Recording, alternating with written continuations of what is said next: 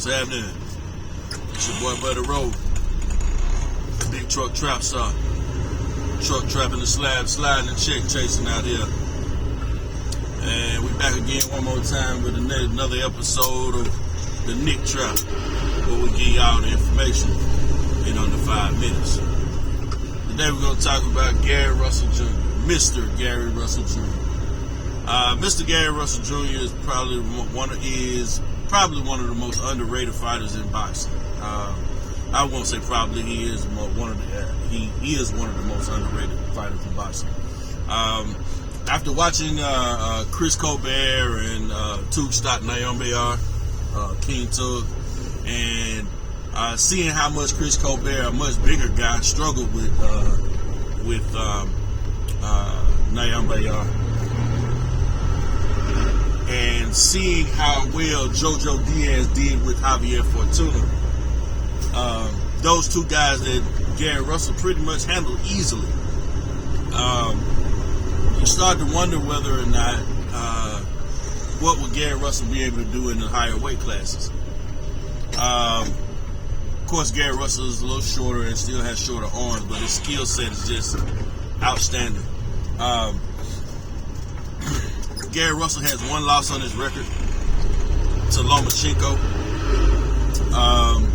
And it shouldn't even be a loss, to be honest with you. It should have been a draw. Gary Russell knocked down Lomachenko and didn't get the call, and so he should still be undefeated.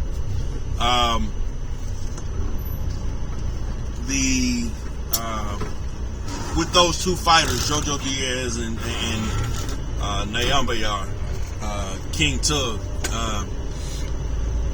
Gary Russell only problem came in during the fight at any time. Either one of those fights is just at the end of the fight where he got a little tired, and them being naturally bigger guys, it weighed on him a little bit. Jojo Diaz went to the body a little bit more effective in the later rounds of the fight, but it still wasn't. It was never a place where you thought that the fight was in jeopardy at any one time for Gary Russell Jr. I think that Gary Russell Jr. had a great opportunity when he injected himself into the Terrence Crawford situation to really make his name ring bells in the boxing circles. Not by fighting Terrence Crawford himself, but from putting himself in position where, by mentioning Terrence Crawford's name and putting himself in a position to be talked about in the circles of Terrence Crawford, that other big name fighters wanted to get in there with him. Big name fighters who hadn't established themselves quite yet, but still big name fighters. Devin Haney. The Devin Haney situation was an opportunity for him, and I feel like he would have done well. Not that he could have won or would have won. I mean, he could have won. Anybody can win. It's boxing. One punch can change everything in every fight. But he didn't do that. But being at 126 and not being able to get a whole bunch of marquee fights and being the longest reigning champion in boxing is a problem. And I wonder what he will be able to do with fighters in that weight division if they ever decided to get into the ring with him.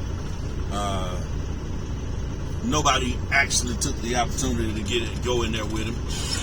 Leo ran so far. Leo jumped up 2 weight classes to get away from him. He didn't want it. So, I mean, I really want to see what Gary Russell can do versus top-notch competition.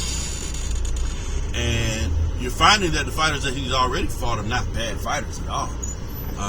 The farther those fighters go up, you realize how skilled Gary Russell Jr. is, and you realize he's stronger than he looks, than it seems with him being a smaller guy.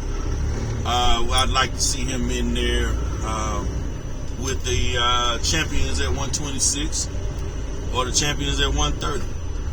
Possibly even 35. I think probably 130 will probably be the best spot for him. But how good is Gary Russell Jr.? It's your boy Buddy Road, the big truck trap star. Truck trapping the slab slide. And this is Nic Trap. We'll holler at you.